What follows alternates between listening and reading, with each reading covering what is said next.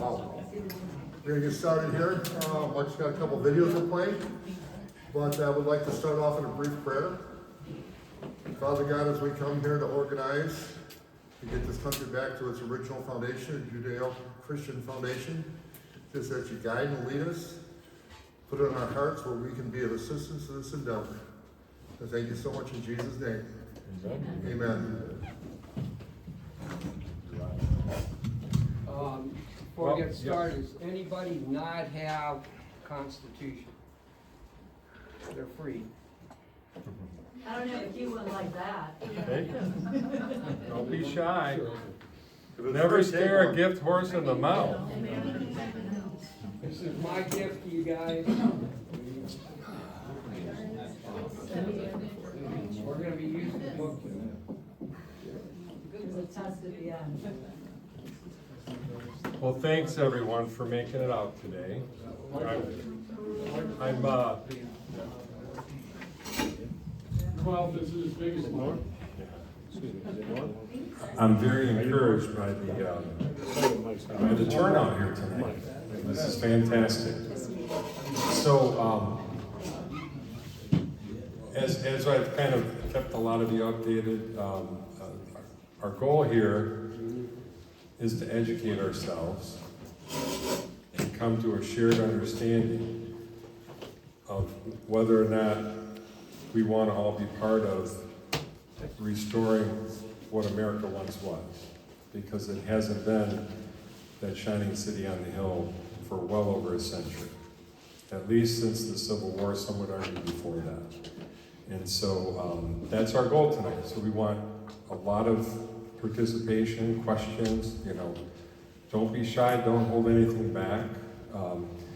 If you are going to speak to the group, I just ask, grab the mic, come up, and just state your name and where you're from. How many people from Macomb County tonight? Okay, quite a few. Who's not from Macomb? All right, so over here, Glenn, you're Oakland, right? Glenn and Donna. Oakland and Washtenaw. Oakland and Washtenaw, okay. Jackson County, yep. Ingham County. Oh, the Viper's Den, Ingham. Anywhere else? Okay. Well, just as our founders, anybody listen to David Barton, the historian? Okay, wonderful. Learned so much from that man. Wish I'd have heard about him when I was a very young man. But then again, he was probably a very young man then too. But as he helped me understand, when our founders, when the early Congress would go into session, every day of session, they started with 2 hours of prayer. So that's 2 hours of prayer. Upon the conclusion of the 2 hours of prayer, they would have a Bible study. They would do a study on one chapter of the Bible. And then at the point where they had drawn the Holy Spirit into their midst, then and only then would they move on to the business of the nation. That's very important, folks, because no matter what you were told or what you think you know about America and what we are, okay, we are the only nation in the history of the world, dating back to the beginning, that is a self-governing republic, where everyone born in one of the states of the Union is a king. And kings only account to the King of Kings, which is our universal governor, our creator, Almighty God. And because of that whole concept and that construct of government, the whole world, which is what? Socialist. Democracy, communism, tyranny, right?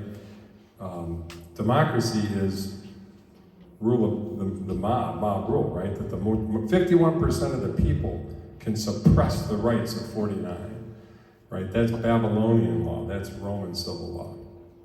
But in America, it was founded on we're all created equal, endowed by unalienable rights, and it's not unalienable, it's unalienable, meaning our rights from God, no one can lien them. They are ours. We are the grantee of the trust. We are the beneficiary. So in that spirit, I would like to, myself, not do 2 hours of prayer. I'm not that good. I've only been, a born-again Christian, I'll call it, for about 2 years, right? Before that I was Catholic, so never was much on praying. I never really was taught to pray. But I would like to share, we won't do the prayer, other than Roger's introductory prayer. I would like to play Matthew chapter 5, the Sermon on the Mount. Chapter 5. Seeing the crowds, he went up on the mountain, and when he sat down, his disciples came to him. And he opened his mouth and taught them, saying, Blessed are the poor in spirit, for theirs is the kingdom of heaven.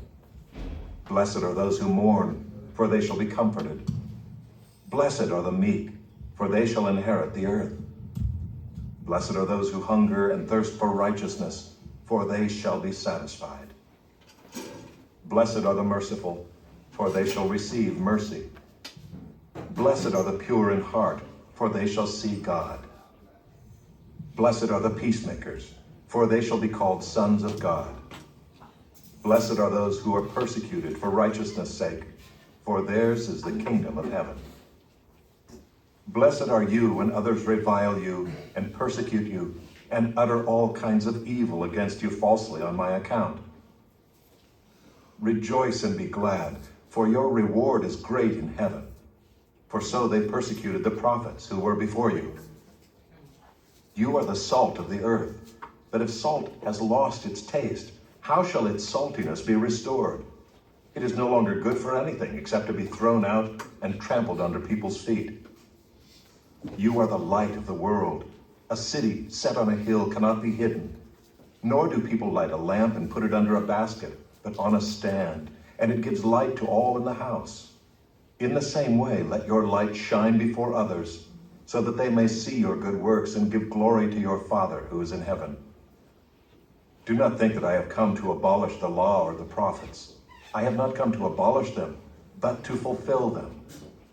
For truly I say to you, until heaven and earth pass away, not an iota, not a dot will pass from the law until all is accomplished. Therefore, whoever relaxes one of the least of these commandments and teaches others to do the same will be called least in the kingdom of heaven. But whoever does them and teaches them will be called great in the kingdom of heaven. For I tell you, unless your righteousness exceeds that of the scribes and Pharisees, you will never enter the kingdom of heaven. You have heard that it was said to those of old, you shall not murder, and whoever murders will be liable to judgment. But I say to you that everyone who is angry with his brother will be liable to judgment. Whoever insults his brother will be liable to the council, and whoever says, you fool, will be liable to the hell of fire. So if you are offering your gift at the altar, and there remember that your brother has something against you, leave your gift there before the altar and go. First be reconciled to your brother, and then come and offer your gift. Come to terms quickly with your accuser while you are going with him to court, lest your accuser hand you over to the judge, and the judge to the guard, and you be put in prison. Truly I say to you, you will never get out until you have paid the last penny. You have heard that it was said, you shall not commit adultery. But I say to you that everyone who looks at a woman with lustful intent has already committed adultery with her in his heart. If your right eye causes you to sin, tear it out and throw it away. For it is better that you lose one of your members than that your whole body be thrown into hell. And if your right hand causes you to sin, cut it off and throw it away. For it is better that you lose one of your members than that your whole body go into hell.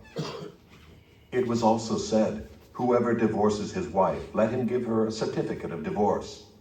But I say to you that everyone who divorces his wife, except on the ground of sexual immorality, makes her commit adultery. and whoever marries a divorced woman commits adultery. Again, you have heard that it was said to those of old, you shall not swear falsely, but shall perform to the Lord what you have sworn. But I say to you, do not take an oath at all, either by heaven, for it is the throne of God, or by the earth, for it is his footstool, or by Jerusalem, for it is the city of the great king. And do not take an oath by your head, for you cannot make one hair white or black. Let what you say be simply yes or no. Anything more than this comes from evil. You have heard that it was said, an eye for an eye and a tooth for a tooth. But I say to you, do not resist the one who is evil. But if anyone slaps you on the right cheek, turn to him the other also. And if anyone would sue you and take your tunic, let him have your cloak as well. And if anyone forces you to go 1 mile, go with him 2 miles. Give to the one who begs from you, and do not refuse the one who would borrow from you. You have heard that it was said, you shall love your neighbor and hate your enemy. But I say to you, love your enemies and pray for those who persecute you, so that you may be sons of your Father who is in heaven. For he makes his sun rise on the evil and on the good, and sends rain on the just and on the unjust. For if you love those who love you, what reward do you have? Do not even the tax collectors do the same? And if you greet only your brothers, what more are you doing than others? Do not even the Gentiles do the same? You therefore must be perfect, as your heavenly Father is perfect. Chapter 6. You know, a few things strike me when I read or listen to that chapter, and it really is the foundation for what our country was founded on, right? So, America, people came here basically to live the gospel, which is to love one another, and do no harm. So that's the foundation. That's God's natural law, the law of the land. It was memorialized in the Declaration of Independence, the Articles of Confederation, and in the Constitution for the United States. And so all the people were lawyers. What I mean by that is understood the law, because they made the law very simple. It's a few pages of very powerful and impactful maxims, absolute truths. The sun rises in the east and it sets in the west. That is absolute truth. That's called a maxim, right? We the people are endowed by our Creator with certain unalienable rights. Life, liberty, and the pursuit of happiness. That's a maxim. That's a truth, right? So we don't draw our rights from man, from kings or presidents or prime ministers. We draw our rights from the Creator. That is what America's republic is founded on. And so, but I'll tell you, as I learn more and more, as my eyes are opened more and more, and the more truth that's revealed to me, and every time I'm wondering, am I on the right path, I suddenly meet, God puts other people in my life right at the right moment to let me know that I'm doing what I'm meant to do here. And so, all I want is for my grandchildren and their children and their children's children to actually live in the American Republic of the late 1700s, right? We all grew up thinking, today's my 60th birthday. I always thought I lived in a free country, but I don't. None of us do. And our guest Dave is going to talk a little bit about that. But we just have to get back to the basics, right? To love one another. And as you heard in that chapter, to forgive and show mercy. Our country is based on God's natural law. And God's natural law is to forgive and allow people the opportunity when they trespass against you, when they do enormous harm to you, to have the mercy and grace to give them the opportunity to repent, which repent just means turn away, right? Turn away from what they've done to you or others, and give them the opportunity for redemption. And so in common law, and Dave, you jump in and correct me, or Harold, or any of you that have been doing this a lot longer than I, but it was to be kept simple so that the farmer could be a lawyer, and the college professor could be a lawyer, and the doctor could be a lawyer. Everybody could be a lawyer. You want to know why? Because our law is God's natural law written on the hearts of men and women. We know what's right and wrong. And we know we cannot control other kings, right? What's the first rule in being a king? You don't answer to anybody, right? So if we're all kings, everyone born in this great self-governing republic is a king, none of us have the authority to determine anyone else's behavior, except if they violate God's natural law, if they harm another king. That's the only way, right? So we can't control people. People have liberty. And so right now we're living in a system, it's a corporatocracy. You know, we no longer have a representative government, meaning public servants, because, by the way, we are the government. And people say that, and they've been told that, and they even speak it themselves, but they don't know what that really means. I didn't know what that really meant. It's all about holding our public servants, stress the word servant. You don't hear that as often as you used to. When I was a younger person, always talking about the public servants, the public servants. Well, they don't serve anymore, right? They want to rule over us. And so it's our job to be educated. And when someone is violating the rights of us or our brother or sister, we have to stand and we have to say, we do not consent.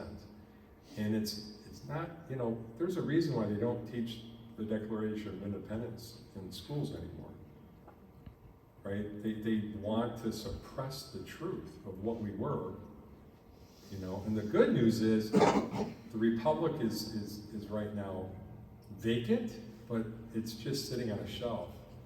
That's the beauty of it. We can pull it out, dust it off, and crank that engine back up. And that's why I'm here tonight. That's why many of you are here tonight. So we know who thinks there's nothing wrong, nothing terribly wrong in America right now. Anybody? It's okay, raise your hand, because we need to hear your point of view, because maybe we're all missing something. They're out there in the other room. Yeah, okay. So for years, I'll call it your gut, AKA the Holy Spirit. For years, in your gut, you knew there's something terribly wrong. This isn't right, what's going on. Well, now, it's so clear because Satan and his minions have come right out of the dark, out into the main street, right? And they feel, well, we got him now, right? And so, when does evil thrive? When good men and women do nothing. So, you know, I won't swear an oath for what you heard in that scripture right there. You know, you learn something all the time. But I will state my yes being a yes, that I will give my life, my fortune, and my sacred honor for my brothers and sisters. All right? And so Tell them where that comes from. I would like you to. Okay. So that's a good segue. So I'm going to ask Dave to come up. Now, in a little bit, I'd like to make sure we get, at the appropriate time when we start talking about sheriffs and du jour, I definitely want to get Terry McCoskey and Scott Ogney from Jackson, who are both running for sheriff, by the way. Want to get them involved in the conversation. Okay? So Dave, I'm going to play this one short, very short video, and then you come right on up. All right. Yeah, let's dim the lights a little bit. If one goes off.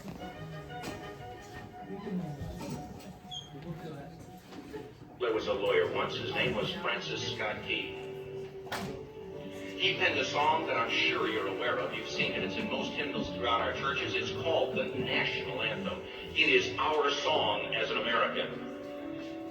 We go, however, to a ball game. We stand in our church services and we sing the words of that song, and they float over our minds and our lips, and we don't even realize what we're singing. Most of us have memorized it as a child, but we've never really thought about what it means. Let me tell you a story. Francis Scott Key was a lawyer in Baltimore. The colonies were engaged in vicious conflict with the mother country, Britain. Because of this conflict and the protractedness of it, they had accumulated prisoners on both sides. The American colonies had prisoners and the British had prisoners. And the American government initiated a move. They went to the British and they said, let us negotiate for the release of these prisoners. They said, we want to send a man out to discuss this with you. They were holding the American prisoners in boats about 1,000 yards offshore. And they said, we want to send a man by the name of Francis Scott Key. He will come out and negotiate to see if we can make a mutual exchange. On the appointed day, in a rowboat, he went out to this boat and he negotiated with the British officials. And they reached a conclusion that men could be exchanged on a one-for-one basis. Francis Scott Key, jubilant with the fact that he'd been successful, went down below in the boats, and what he found was a cargo hold full of humanity, men. And he said, men, I've got news for you tonight. You're free. He said, tonight I have negotiated successfully your return to the colonies. He said, you'll be taken out of this boat, out of this filth, out of your chains. As he went back up on board to arrange for their passage to the shore, the admiral came and he said, we have a slight problem. He said, we will still honor our commitment to release these men, but it'll be merely academic after tonight. It won't matter. And Francis Scott Key said, what do you mean? He said, well, Mr. Key, he said, tonight we have laid an ultimatum upon the colonies. Your people will either capitulate and lay down the colors of that flag that you think so much of, or you see that fort right over there, Fort Henry? He said, we're going to remove it from the face of the earth. He said, how are you going to do that? He said, if you will, scan the horizon of the sea. And as he looked, he could see hundreds of little dots. And he said, that's the entire British war fleet. He said, all of the gunpowder, all of the armament is being called upon to demolish that fort. It will be here within striking distance in a matter of about 2.5 hours. He said, the war is over. These men would be free anyway. He said, you can't shell that fort. He said, that's a large fort. He said, it's full of women and children. He says, it's predominantly not a military fort. He said, don't worry about it. They said, we've left them a way out. He said, what's that? He said, do you see that flag way up on the rampart? He said, we have told them that if they will lower that flag, the shelling will stop immediately. And we'll know that they've surrendered, and you'll now be under British rule. Francis Scott Key went down below and told the men what was about to happen. And they said, how many ships? He said, hundreds. The ships got closer. Francis Scott Key went back up on top and he said, men, I'll shout down to you what's going on as we watch. As twilight began to fall, and as the haze hung over the ocean as it does at sunset, suddenly the British war fleet unleashed. He says the sound was deafening. There were so many guns that there were no reliefs. He said it was absolutely impossible to talk or hear. He said suddenly the sky, although dark, was suddenly lit. And he says from down below, all he could hear the men, the prisoners, saying was, tell us where the flag is. What have they done with the flag? Is the flag still flying over the rampart? Tell us. 1 hour, 2 hours, 3 hours into the shelling. Every time the bomb would explode and it would be close to the flag, they could see the flag in the illuminated red glare of that bomb. And Francis Scott Key would report down to the men below, it's still up. It's not down. The admiral came and he said, your people are insane. He said, what's the matter with them? He said, don't they understand this is an impossible situation? Francis Scott Key said he remembered what George Washington had said. He said the thing that sets the American Christian apart from all other people in the world is he will die on his feet before he'll live on his knees. The Admiral said, we have now instructed all of the guns to focus on the rampart to take that flag down. He said, we don't understand something. Our reconnaissance tells us that that flag has been hit directly again and again and again, and yet it's still flying. We don't understand that. But he said, now we're about to bring every gun for the next 3 hours to bear on that point. Francis Scott Key said the barrage was unmerciful. All that he could hear was the men down below praying. The prayer. God, keep that flag flying where we last saw it. Sunrise came. He said there was a heavy mist hanging over the land, but the rampart was tall enough. There stood the flag, completely nondescript, in shreds. The flagpole itself was at a crazy angle, but the flag was still at the top. Francis Scott Key went aboard and immediately went into Fort Henry to see what had happened. And what he found had happened was that that flagpole and that flag had suffered repetitious direct hits. And when it had fallen, but men, fathers, who knew what it meant for that flag to be on the ground, although knowing that all of the British guns were trained on it, walked over and held it up humanly until they died. Their bodies were removed and others took their place. Francis Scott Key said what held that flagpole in place at that unusual angle were patriots' bodies. He penned the song, "Oh, say can you see by the dawn's early light what so proudly we hailed at the twilight's last gleaming? Or the rocket's red glare, the bombs bursting in air, gave proof through the night that the flag was still there. Oh, say, does that star-spangled banner yet fly and wave o'er the land of the free and the home of the brave? The debt was demanded. The price, it was paid. Oh, say, can you see by the dawn's early light what so proudly we hailed at the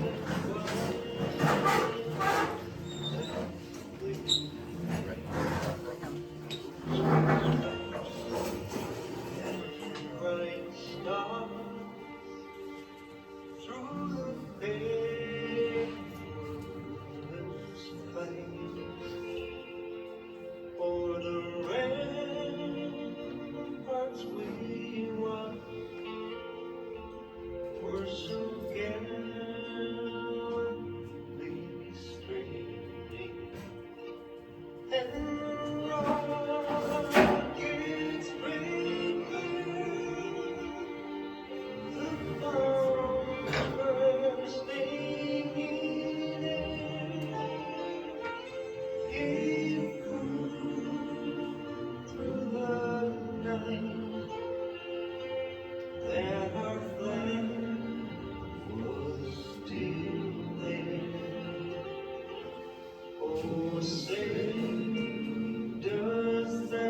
Spangled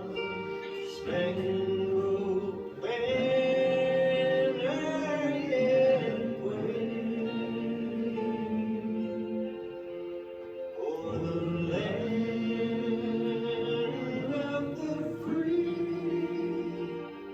and the home of the brave. Oh, say, does that star spangled banner yet wave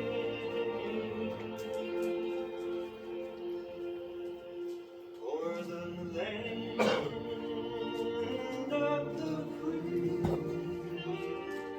and the home of the brave?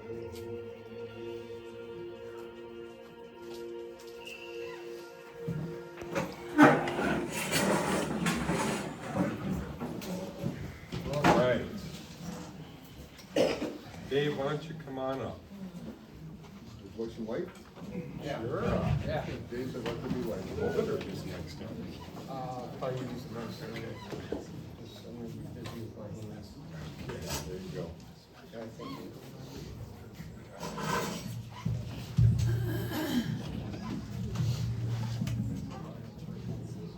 All right, my name is Dave Roberts. I am founding of the Ohio State Drill Assembly. We created that assembly in June of 2020. And we started it on the 15th of March. Does anybody know what happened around the 15th of March? 1920? Oh, 2020. So it was ironic that we started the assembly right at the start of the COVID lockdown and masks and all that mandates. So anyhow, we have built a state assembly, Ohio State Drill Assembly, as well as 22 county committees of safety. And I'm going to get into that in a couple minutes. But first I want to get into some things, like for instance, that video just played. What era of time did that take place? Anybody? That wasn't in the Revolutionary War. War of 1812. 1812, that was the War 1812. We were already established as a country known as the United States of America, okay? And we had, at 1812, we had approximately 17 states at that point, okay? Or not, 17, yeah, 17 states. So, how many here are U.S. citizens? Show your hands. Just show your hands. U.S. citizens. Stand pride, U.S. citizens, how many? Okay. So about the majority of you are, all right? I got news for you. None of you are U.S. citizens, okay? What you are an American. You were born on the continent of America. You're indigenous to this country, all right? You're not a U.S. citizen. To be a U.S. citizen, you have to be born in Washington, D.C. Let's show of hands. Anybody born in Washington, D.C.? No, nobody? Okay. So you're either born or you work for the federal government. That's the only way you can be a U.S. citizen. So then the next question is, how many people pay income tax? You guys know that paying income tax is voluntary? It's not required by law, all right? And it's real simple to not pay income tax. I started my journey in 1985.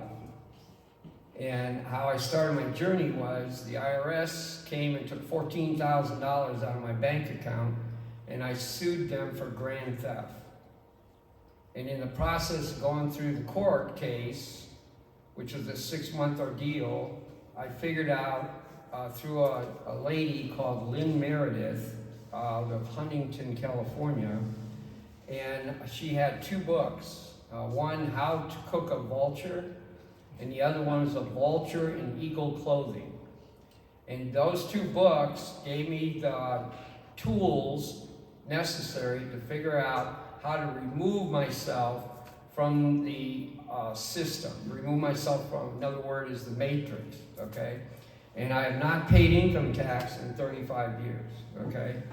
I drive a car, it's out there in the parking lot, and it has no license plates, it has no tags on it, okay? I do not have a driver's license. And I've been doing that for over a year now. And I show people how they can do that process. Okay, so getting into what you guys came here tonight, and I want to go through some things that our founding fathers gave us.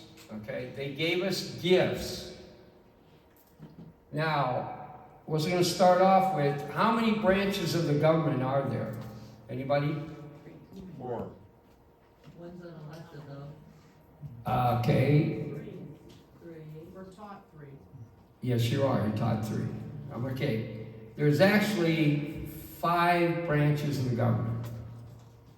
Okay. Anybody know where those branches are located? We know 3 of them are where? AC. In the Constitution. It's in this book here. There's 3 of them. Okay. Where is the other 2 located? Anybody? Bill of Rights. Bill of Rights. They're in the Bill of Rights. Now, why would our founding fathers put it in the Bill of Rights? He put them there to protect you from tyranny. That's why all of you are in this room tonight. Because you guys are tired of the oppression, you're tired of the government oversight, and you're tired of them telling you what you're only allowed to do, what you're only allowed not to do, and if you misstep, you end up in jail. We, under the Constitution, have the right to remedy, okay? We have the right to bring a grievance before the government to receive remedy. Guess what we're not getting? Remedy, okay? So moving through that, the 2 branches of the government are in the Bill of Rights, and the first one is in the First Amendment. And our founding fathers put it right up there, right in our face. And if you turn to, hang on a second. Yep, overstepped it. Okay. If you turn to page 21, it says there that Congress shall make no laws respecting an establishment of religion or prohibiting the free exercise thereof, or abridging the freedom of speech or of the press, or the right of the people to peacefully assemble. Okay? Now, when they were talking about assemblies in this book here, they were not talking about you guys getting placards and posters and going down the street corner and rah, rah, rah, we want our rights back. Okay? That's not what they're talking about. The assemblies are a solid group of people like yourself coming together equally, with an equal voice. Nobody with any more superiority, no leader, but all of you coming together equally to talk and converse over what your grievances are, and then come to a conclusion of how to come about a solution and hold the government accountable for their actions. All right? So, the assembly is a lawful group of people, and I have brought the process with me. I've already given it to Michael, of how you guys settle on the land, okay? And you have to settle on the land, because where is everybody right now? In the sea. They're in the sea, okay? You know, when you guys were at the hospital as little babies, what did they do? They delivered you from the birth canal. They took your footprint and transferred it on a piece of paper. So they captured your soul, a piece of the placenta too, and transferred it out to sea. Okay, this is the metaphoric processes that they have done upon us, and they made your mother a witness to the birth. Any mothers here witness their own child's birth? Yeah, right, yeah. Okay. So the assembly is not a group of people that go out and protest. It's a structure of people coming together as the first branch of the government. Why the first branch of the government? Any ideas? Powers in the people. The powers in the people. The powers in the people. Our founding fathers knew that. That's why it's the First Amendment as the Bill of Rights. It's right in our face. Okay? And then the second most powerful tool that our founding fathers gave us is in the Seventh Amendment. Okay? And there was a teacher, I heard a rumor that this teacher was teaching the Bill of Rights to their class, and they came across the Seventh Amendment, and they said, this is the most worthless amendment in the whole Bill of Rights. Do you understand that the Seventh Amendment is the most powerful amendment in the entire Bill of Rights? Okay? And I'm going to read it to you. It's on page 23. It says, in suits of common law where the value and controversy shall exceed $20, the right of trial by jury shall be preserved, and no fact tried by a jury shall be otherwise re-examined in any court of the United States than according to the rules of common law. Now, what is significant about that paragraph? Anybody? Void statutory. Mm-mm. To rules of common law. Because it's still our No voice, court, we the people. no court. No court can overturn the indictment brought down by a common law court, a court of record, a common law grand jury. When a common law grand jury of 25 men and women come together, that's what it takes to form a common law grand jury, comes together and they bring either a presentment or an indictment, that can never, ever, ever be overturned by any court of law, including the Supreme Court. Are we talking in the context of both civil and criminal? Yeah, absolutely. You know, in common pleas court, or whatever you guys call your courts up here in Ohio, they're common pleas, appellate courts, that all courts are civil courts. Did you guys know that? You know, they bring criminal charges against you, It's all equity. but it's all equity. You're in maritime law. Not admiralty law, you're in maritime law. And it's all in commerce. Do you know who the highest law enforcement officer of the state is? Sure. No. No. We're going to make that happen, but that's not the highest law enforcement officer in the state at the moment. It's not the Attorney General, it's not. No, it's not the Attorney General. You guys ready? Secretary of State. Secretary of State. Because all commerce flows to where? Through the Secretary of State.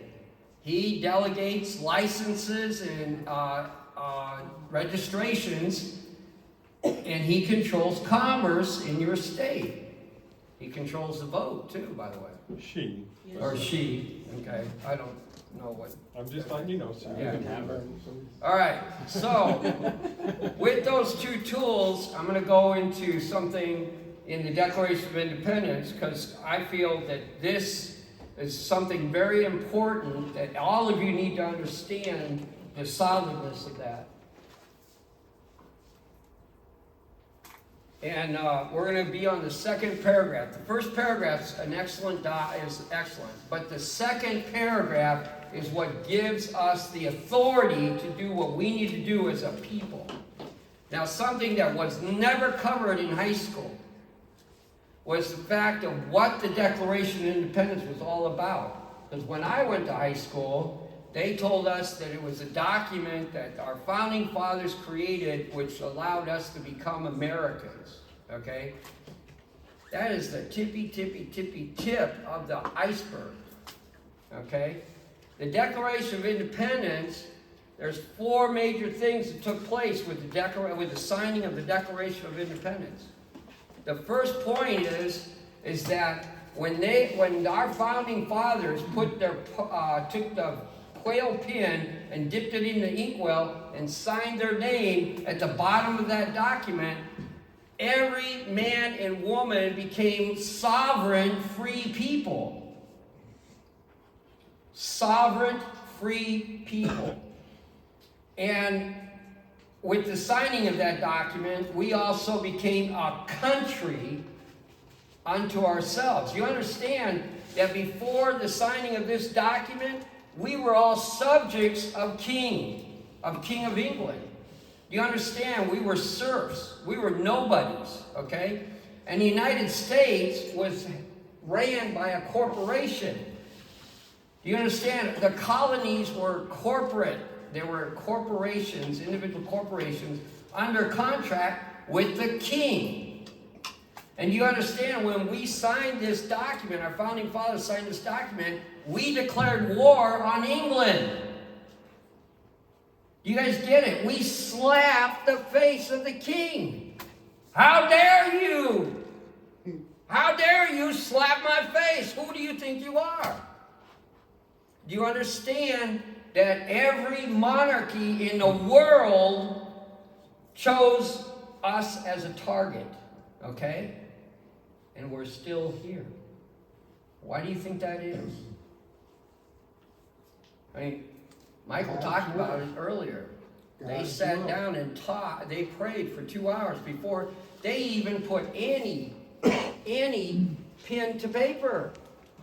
They prayed for 2 hours before they put any pen to paper when they were writing this document.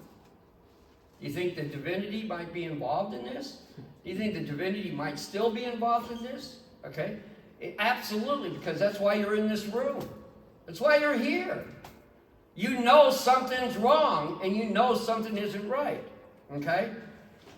So the third clause is that this document is the first time in mankind's history ever to be created. The Declaration of Independence. You guys aware of that? You see how unique this document is? And then the last clause, it's never been duplicated. Any country in the world has never duplicated the Declaration of Independence. Because the bad guys don't want this duplicated. They don't want what's going on in this country to expand beyond the boundaries of America. Okay? Now, getting into the second paragraph, it says, we hold these truths to be self-evident, that all men are what? Created equal. And they're equal on the land. That means every man, no monarchy has power over you. No judge, even though they sit in a higher station in the courtroom, has any power over you. They're equal to you. Same with the police officer. They're equal. It's an illusion that they present to you that they have higher authority over. They have none. Okay? I wish they had more time. You're good. This is common law. Okay?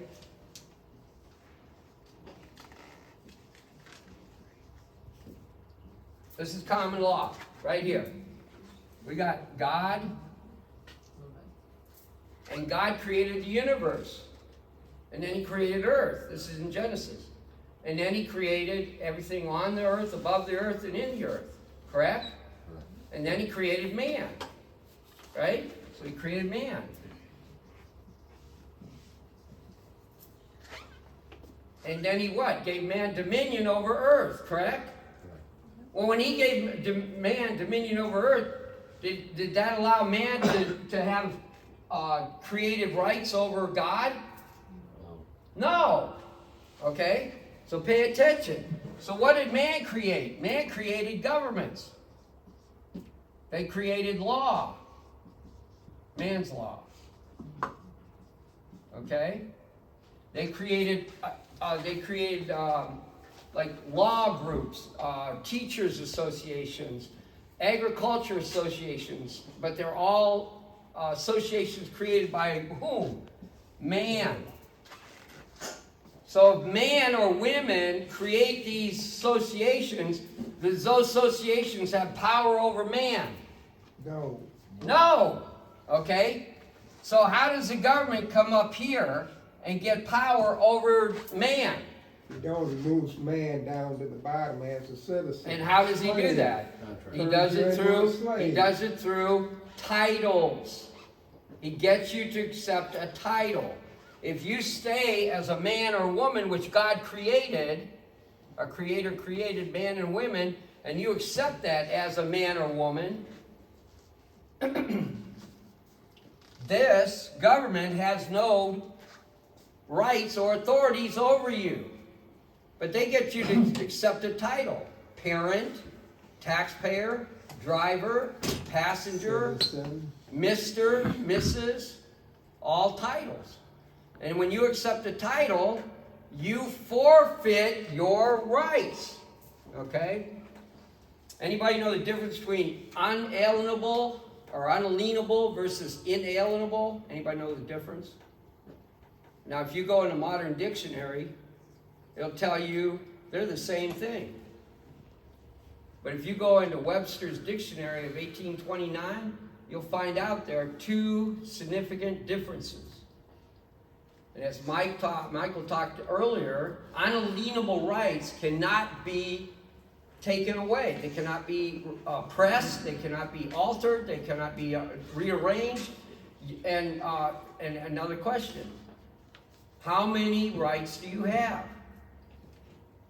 How many rights do you guys have? Unlimited. You have all rights. All rights. As long as what? You don't harm another. You don't harm another. Okay, now, next question. How many laws do we have?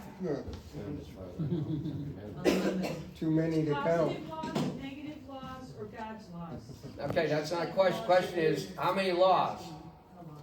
Okay, and here's the answer. You only got 2 laws. Do not trespass, and that includes the person, the body. Do not trespass on the body. And the second one is, do not cause any harm. So if you go about your business, let's say you're traveling down the road, and you're minding your own business, and a cop pulls you over, a police officer pulls you over. Do you understand that he has violated you? Because he got in the way of your rights, your unalienable rights. Because if you haven't harmed anyone and you haven't trespassed on anybody, you haven't broken any law. Doesn't matter what code he's using to enforce his fake law. All right? So getting on with this. So with certain unalienable rights, so we have all rights.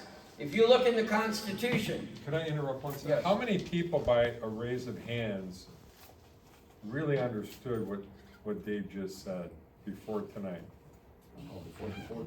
Before tonight. And that doesn't mean you can be ripping down a 25-mile-an-hour street with houses and kids outside. No. Going speeding, because then you're infringing upon other people's.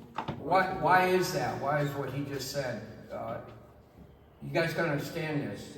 All of you, and this is what's not been taught in our system, in our society right now today. What's not been taught in our society today is self-governance. To hold ourselves accountable for our own personal actions. We expect the police officer to hold that man accountable. That's not his job. It's society's job to hold that man accountable. Okay? I mean, I get so many arguments from people that go, "Oh, I want the police because I don't want that man driving 50 miles an hour." Yeah, but if we taught that man self-governance, he wouldn't be driving 50 miles an hour down a 20-mile zone. Okay, common sense tells him he shouldn't be doing it. But we're not teaching that. Okay? So the other thing is inalienable rights. Inalienable rights are rights that you can contractually give away.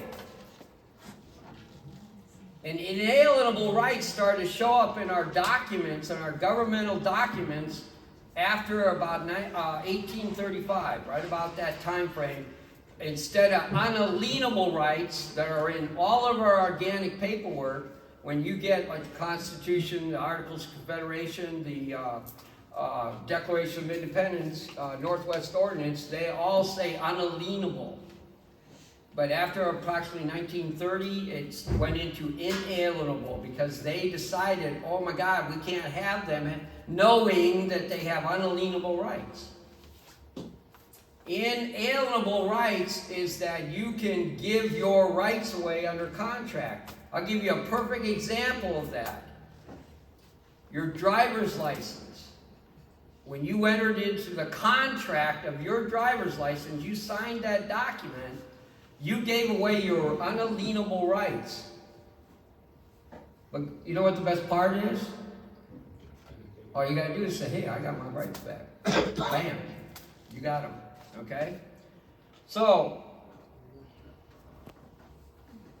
that among these unalienable rights is life, liberty, and pursuit of happiness. And this is why the cop has violated you, because if you have not harmed anyone and you have not trespassed, and he pulls you over, he has just violated you because he interfered in your life, liberty, and pursuit of happiness. They're not allowed to do that. Okay? It's right in the Constitution. They're not allowed to do that. Okay? So among the, it says that to serve the, or secure these rights, governments are instituted among men, deriving their just powers from the consent of the governed.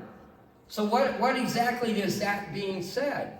This part you got to understand. This is the paramount point of this paragraph. They have one job, and they only have one job. And that job is to protect your unalienable rights. How they doing? How they doing? Good. Yeah, they're failing. But here's the problem. That whenever any form of government, any form, township, county commissioners, health department, EPA, any form of government, the governor, the president, Congress, becomes destructive of these ends. Do you know what these ends are? Life, liberty, pursuit of happiness. It is the right of the people to abolish that government. Abolish it. This is not sedition.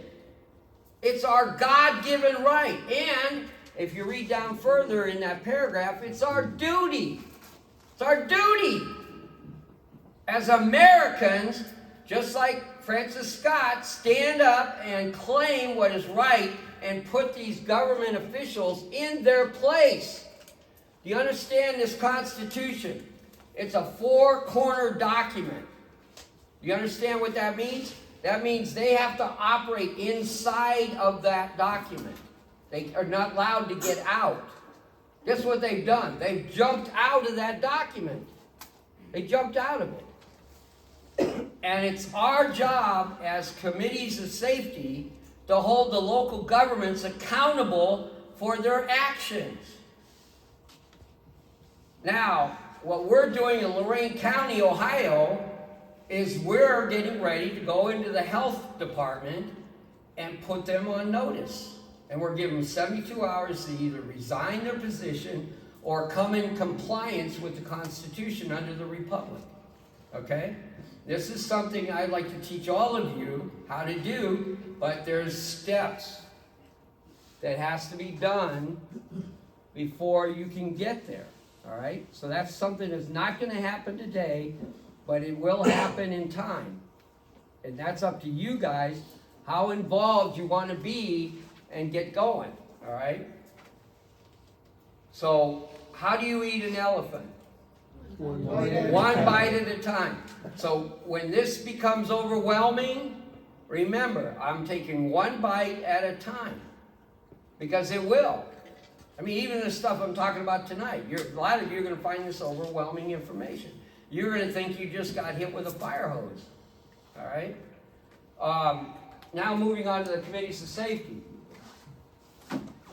In the committees of safety, we have a triangle. Okay? And you got the committees of safety at the top.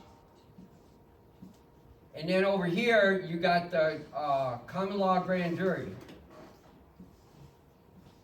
All right? And then over here you have the militia.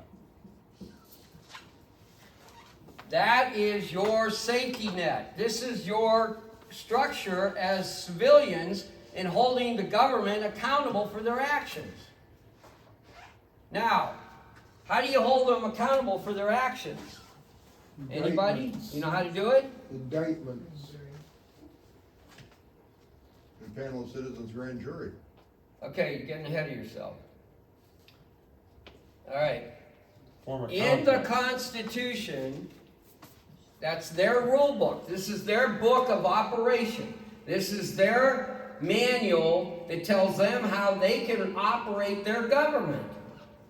You understand this book, the Constitution of the United States of America, is not your document. Doesn't belong to you. You understand? It's this. I have constitutional rights. You have no constitutional rights because you're not a party to this document. You guys got to understand that, where the ownership lies. It lies in the government. Who's the government?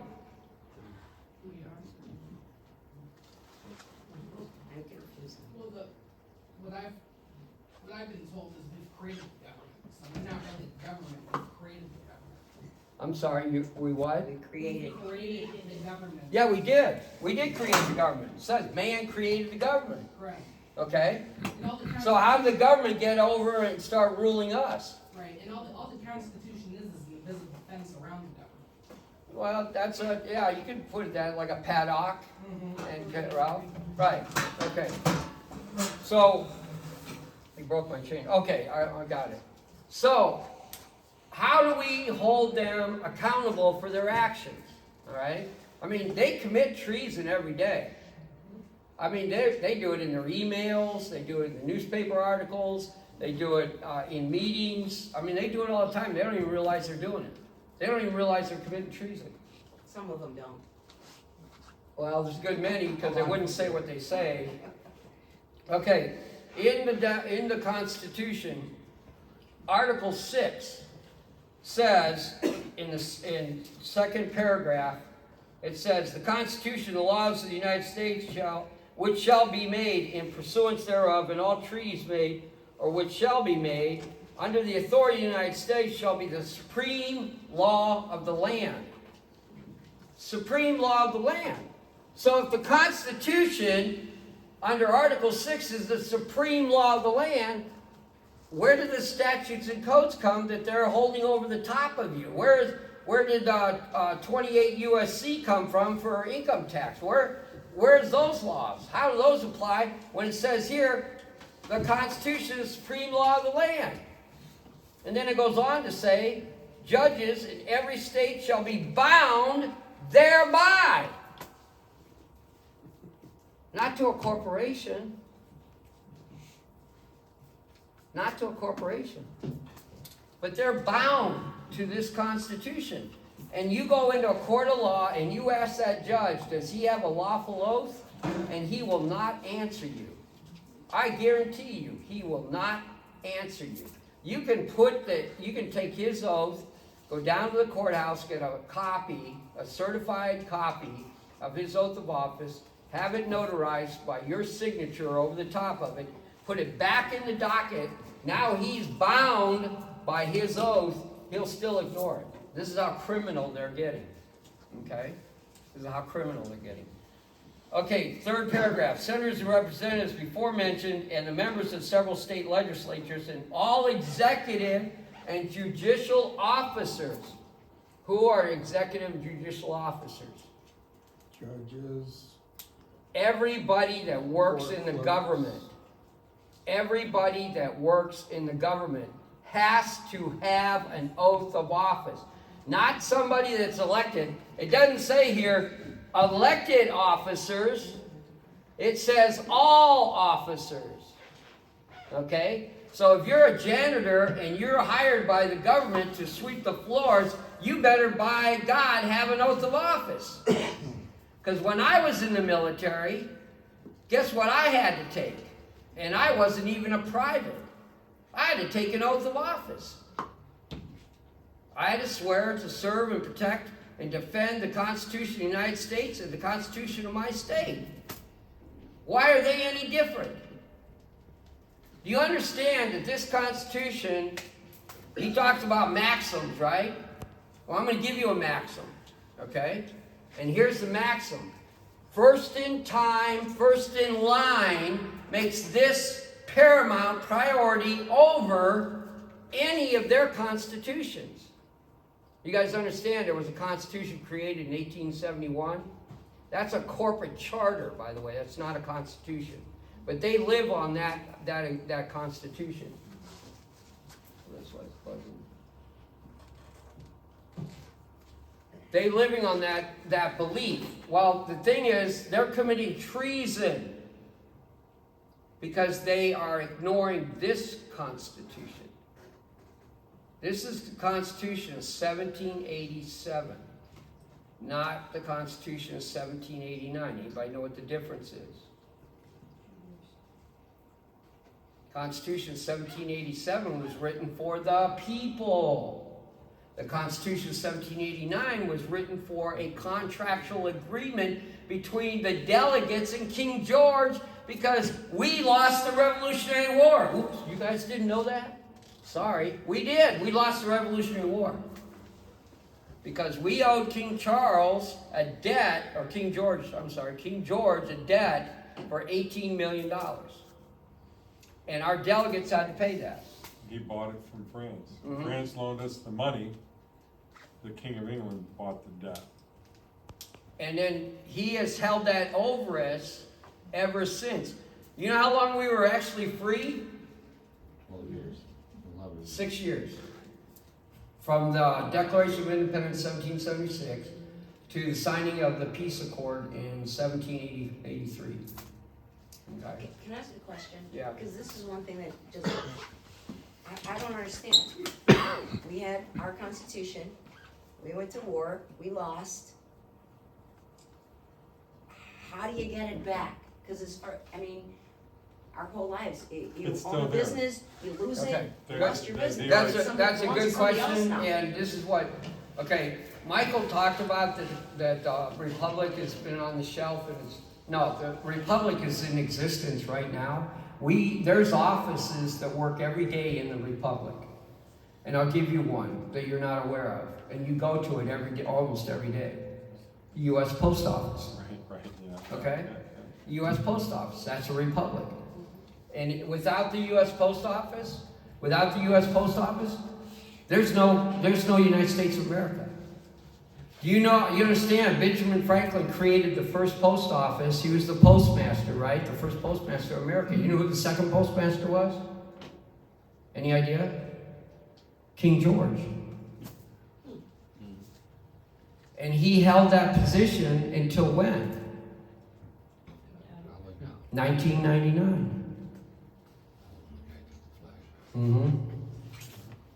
When did we get our sovereignty back? We got it back, by the way. Do you know when we got it back? What's his name? Took over. 2018.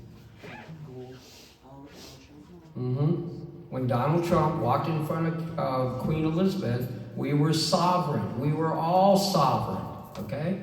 We're winning this situation, guys, but we're in a situation now where we, the people, have to take over.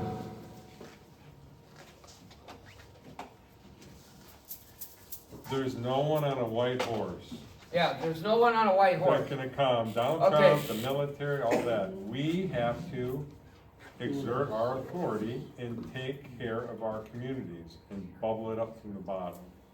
Why wouldn't he just, this is the thing that's frustrating me. I was at his inauguration, I bent over backwards to get him there, and I was at Mar-a-Lago a month ago.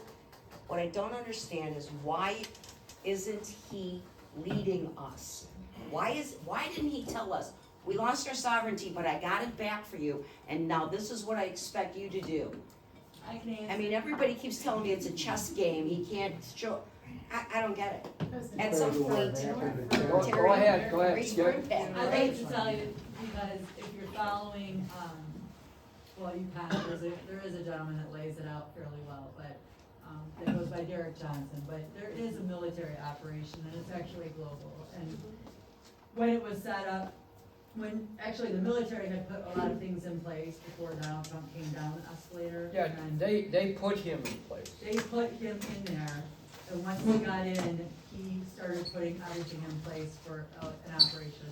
And then he went on the capitulation tour where he did all the. I understand all that. Okay, during that, he basically would walk up to these leaders and throw them an envelope and say, we have everything, we know everything. I saw all that So too. you can either come on our Mama side. Bird, So Mama our Bird's gonna military push is the working babies with out global of the nest. military. I mean, I see all that. I But the, think that it's the majority of the Americans have been asleep for so many years. In order for the regular. There would have been a person- civil Okay. war. okay, You understand why Americans been asleep for so many years, Yes. okay? The international bankers created our sleep, okay?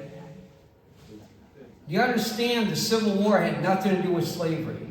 Yes. It was a war instituted by the international bankers to suppress the state's sovereignty. Before the Civil War, the state flag flew above the federal flag. After the Civil War, it flew below.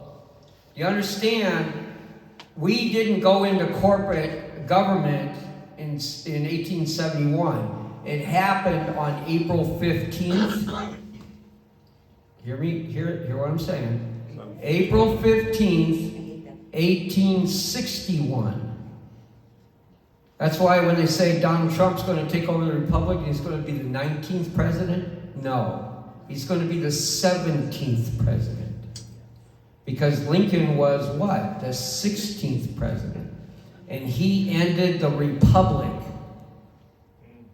on March 24th, 1861.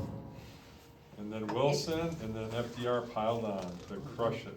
is Trump the commander-in-chief? Yes. Yes. Yes. Okay, so we had the Civil War, we had 1812 war, we had Andrew Jackson suppressing the second charter, or the third charter of the First Bank of America. You know who owned the First Bank of America? King George, or whoever was after the Crown. The Crown owned the bank. Okay, it was part of paying back the debt. All right, that 18 million has been paid back to them in trillions of dollars. What's the significance of 1999? Explain that. How many years? Okay, okay.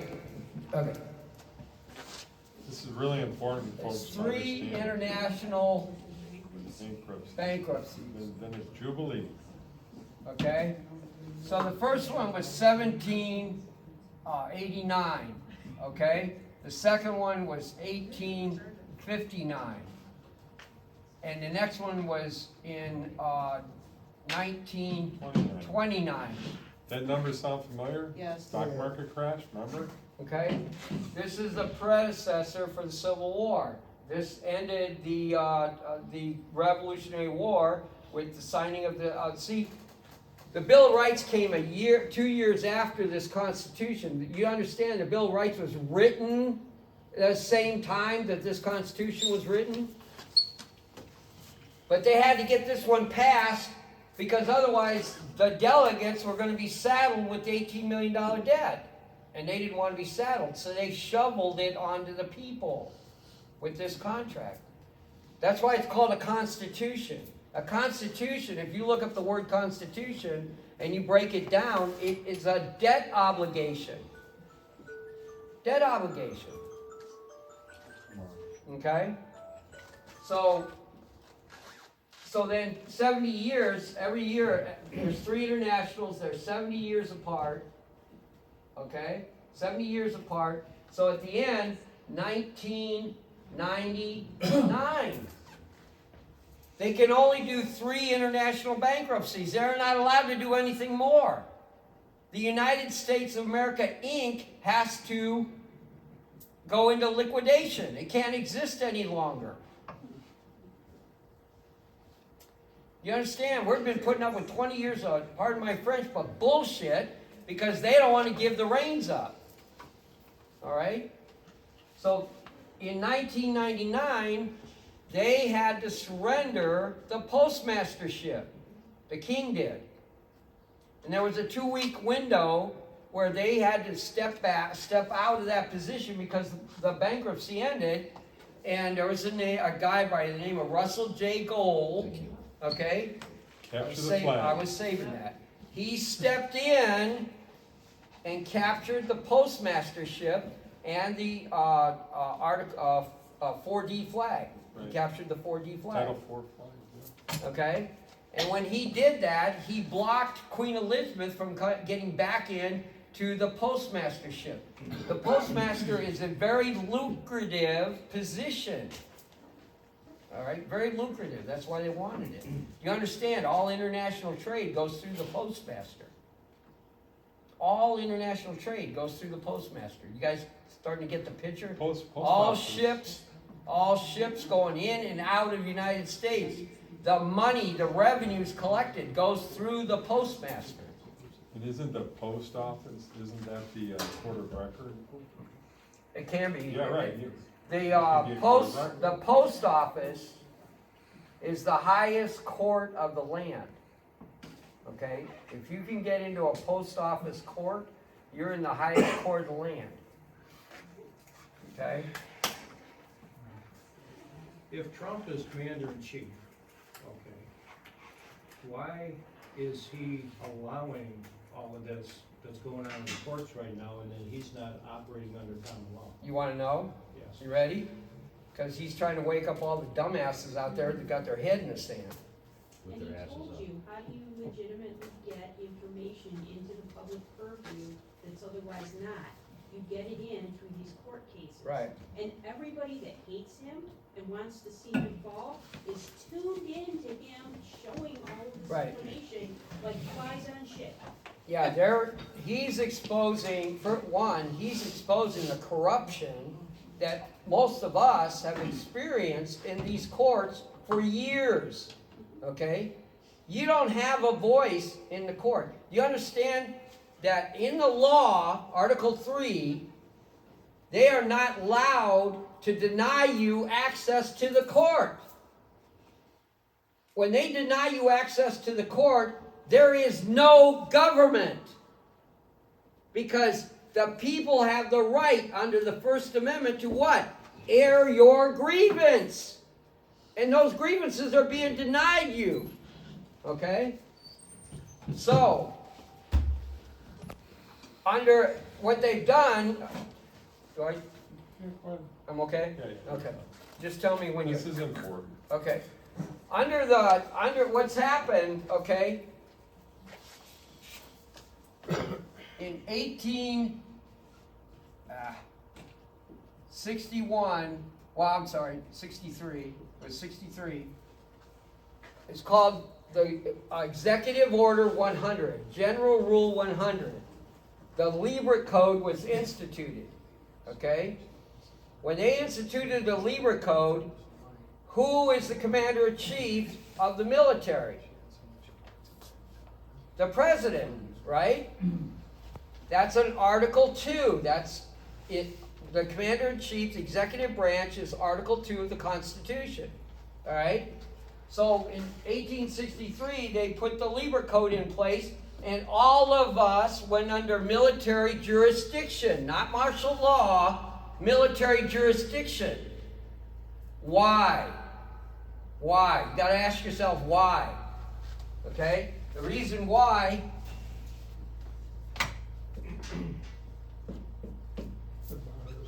Limited title of nobility. they circumvented under Article 3, the bar can't go into court because they're titles of nobility. So they had to figure out a way to have a court. So under military jurisdiction, under the executive branch, they created a bar-gill court. And that's what we're all under right now. You got to get rid of this, okay? How do you do that? You do that with these guys. And you do it with a social compact. Okay? You probably haven't heard that word. I'm going to give you a perfect example of a social compact. You ready? The Articles of Confederation of Perpetual Union. That's a social compact.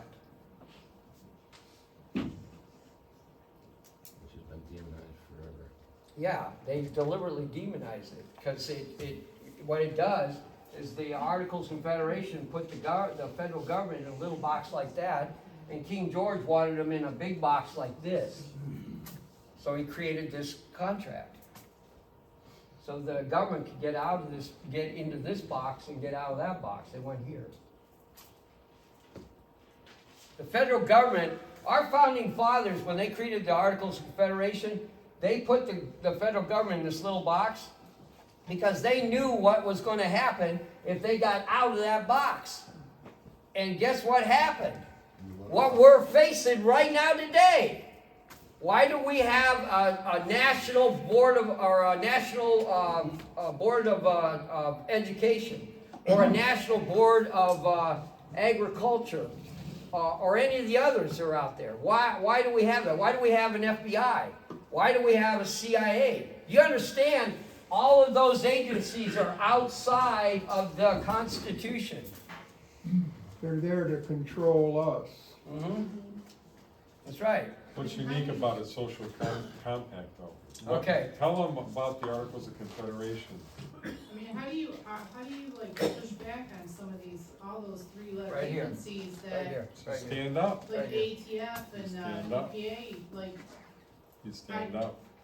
they don't make laws explaining it to the guy at the Okay, grocery store. first of all, they're not allowed to make laws, and yet they are. There's a branch of government, it's called the fourth, well, they call it the fourth branch. It's called Article 4. There's Article 1 court, Article 2 court, Article 3 court, and Article 4. Okay? I don't know what the Article 1 is. The Article 2 is the bar guild. Is the bar guild court. That's your admiral or your maritime law courts that you're under right now. Where they're trying, all they're doing is generating revenue. You guys have any idea on one speeding ticket how much money they generate? 3 to 5 million. How much? 3 to 5 million. Try 6. I was close. Bid bond, payment bond, and Appearance bond. performance bond.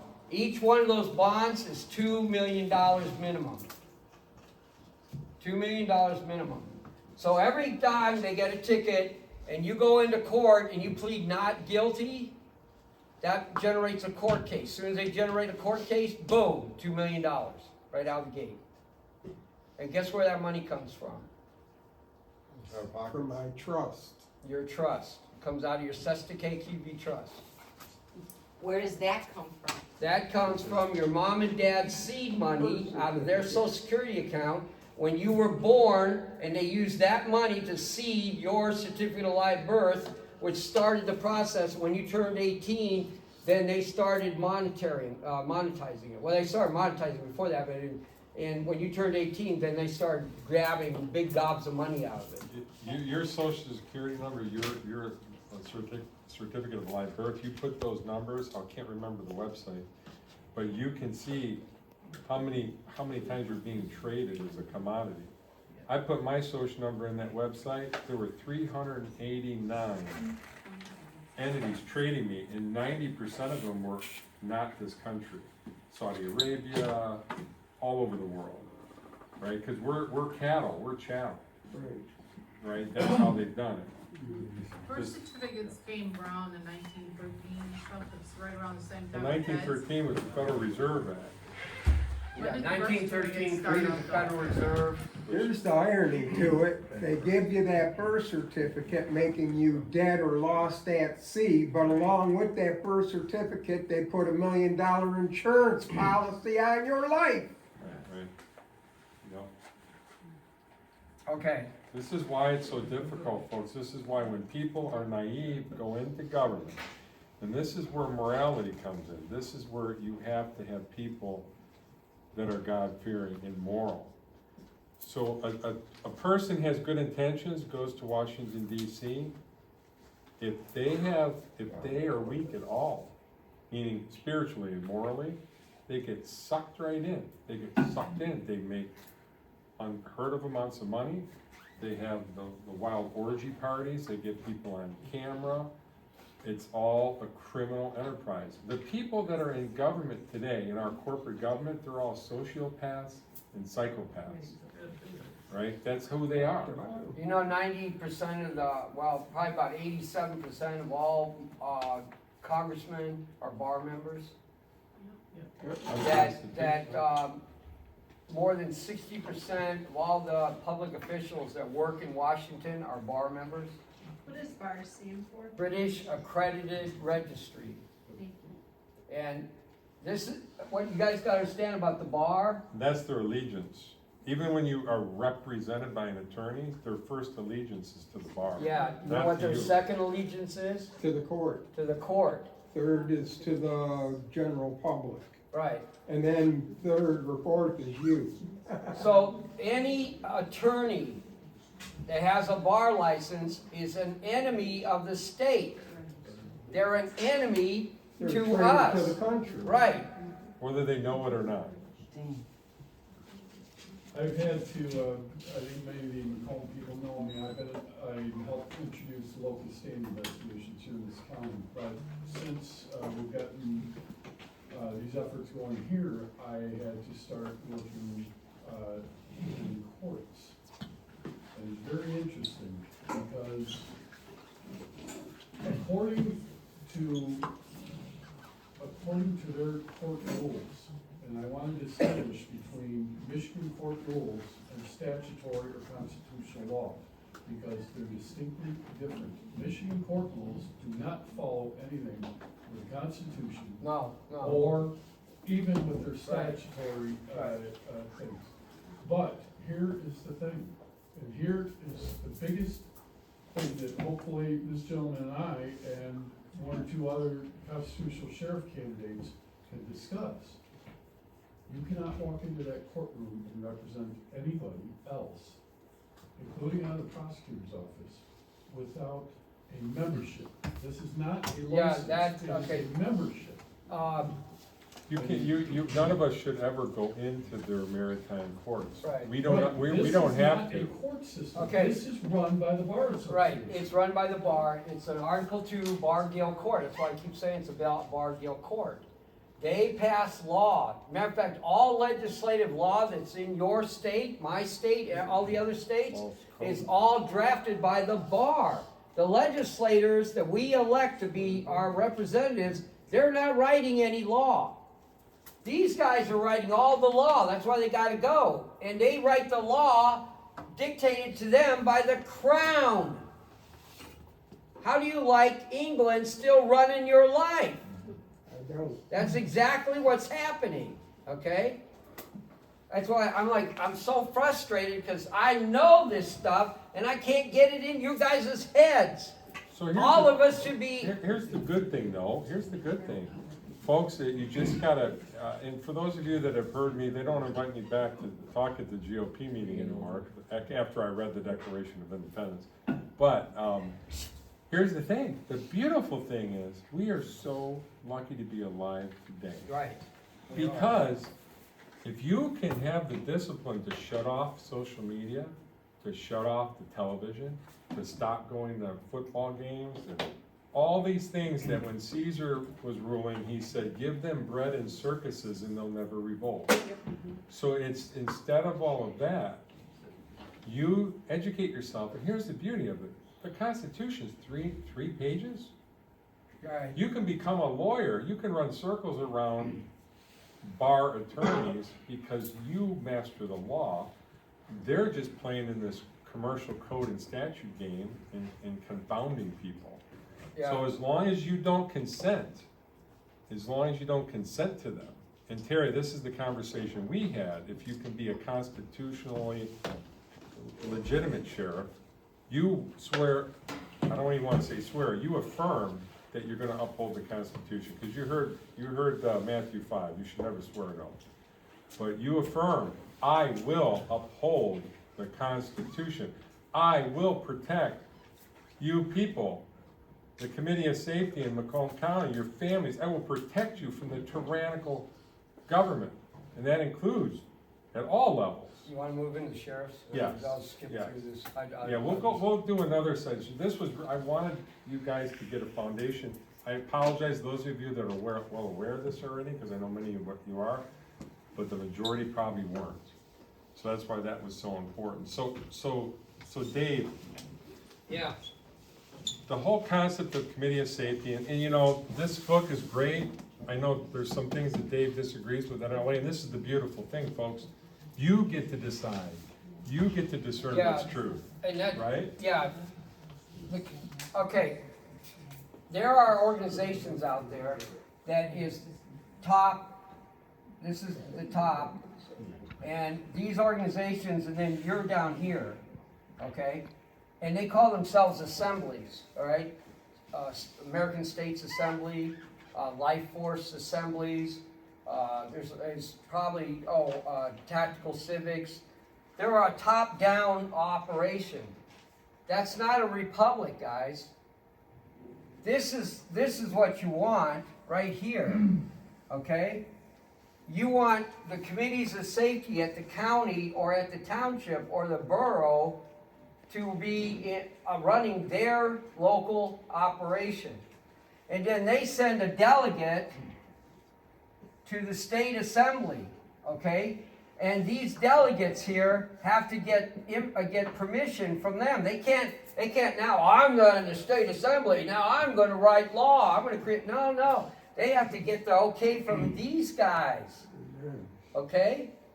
And that's all of you coming together equally with what you want your committee of safety to perform under your bylaws and under your social compact. We can never restore liberty for our children and grandchildren while political parties exist. Yeah, Understand that. That's be gone. Political parties are what the bar used to divide and conquer us.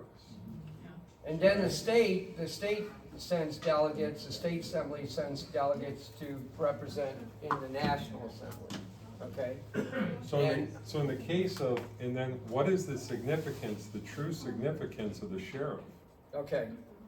The sheriff is a key component in your committee of safety in your county, because under the law, under the Constitution, when we say law, we're not talking about Lansing. right, we're not or talking DC. statutes, codes, and all this We're stuff. We talking- got sold out on the Constitution, on statutes and codes, and I just found this out, and I was appalled. In 1792, because of the agreement with King George, that he wanted statutes and codes injected into the system, so they put the Constitution on the side burner and instituted statutes and codes at large.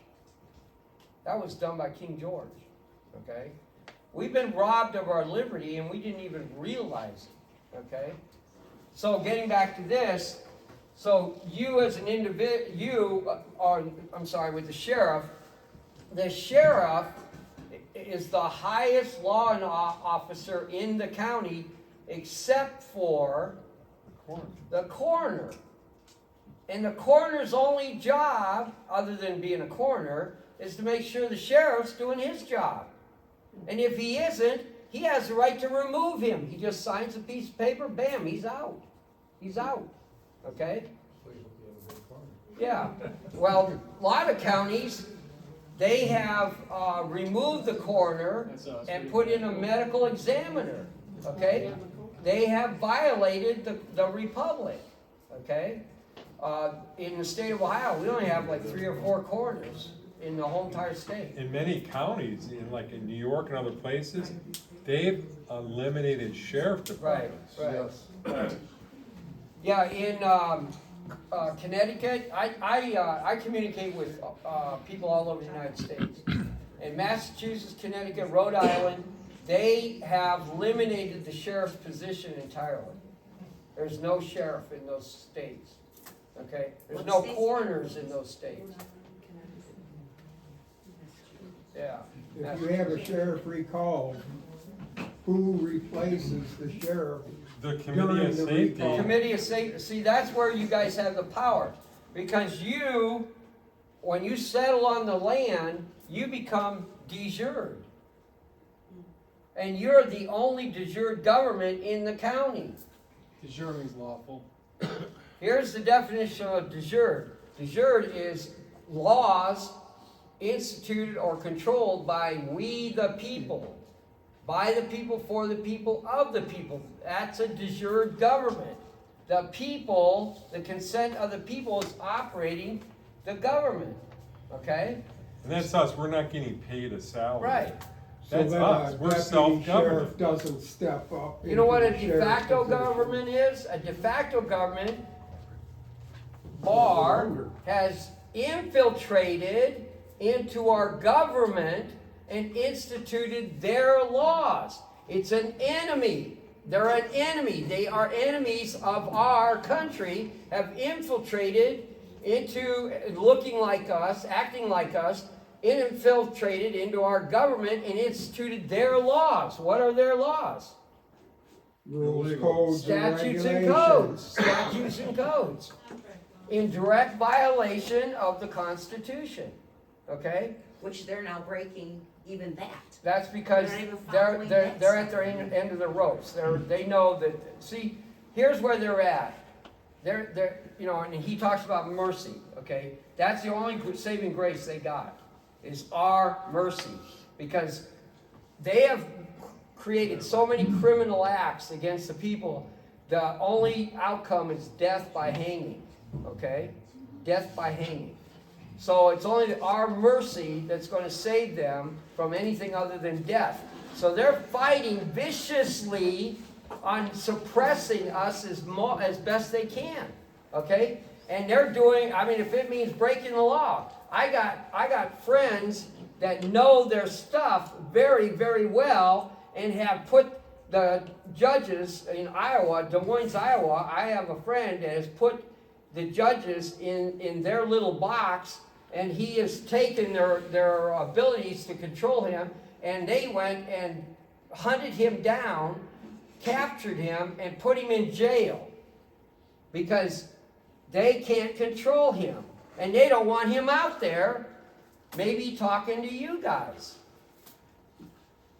Because they're scared that your guys are going to figure this out. And once you guys start standing up, it's over with. It's over with, guys. Get off your knees. It's over with. You know, go back and rewatch Trump's inaugural speech. I am here to return the power to the people. See, here's the problem with kings, aka presidents. Doesn't matter. We've had, you look at Israel, they had kings that were fantastic. Then they had kings that were scoundrels. That's why a self-governing republic is so powerful, folks. Right. That we are kings, and we are going to do the right thing, and we can't rely on, we have to do the work. Right. But see, if it's 5 of us trying to do the Committee of Safety and trying to save the republic, Takes more than 5. it's going to be a lot of work. If Yeah. it's 500 of us, Right. it's a lot less burden on every one of us if we all pull together. And Yeah, he's right. don't forget this triangle. Well, and that was what I was going to talk to, and Terry, you and I had this conversation. These guys here, your Committee of Safety, go here, okay? These guys cannot go here. They cannot, okay? But these guys can. And when we Okay. think about militia, we don't want anything to do with quote-unquote organized militias in the No, sense. we want voluntary. voluntary. Hey, folks, who here has a gun? Who's willing to stand for the rest of us if the tyrannical government comes after us? For instance, let's say this gentleman right here is in the middle of a foreclosure. You understand foreclosures are fraud. And the bank, the court, that's a bank, by the way, the court is a bank, has determined that they're going to sell his property off to the highest bidder, and they're going to foreclose on him and remove him from the property. Okay? Now, under law, under common law, I erased it. Under common law, if he stays on the land, what's the rule? Not possession is what? 9/10 of the law. Okay? So if he's on the land, he's physically on the land, they can't take over the property. So they come in with their goon squad to try to remove him. He makes one phone call because he's part of this. And you guys got one of these.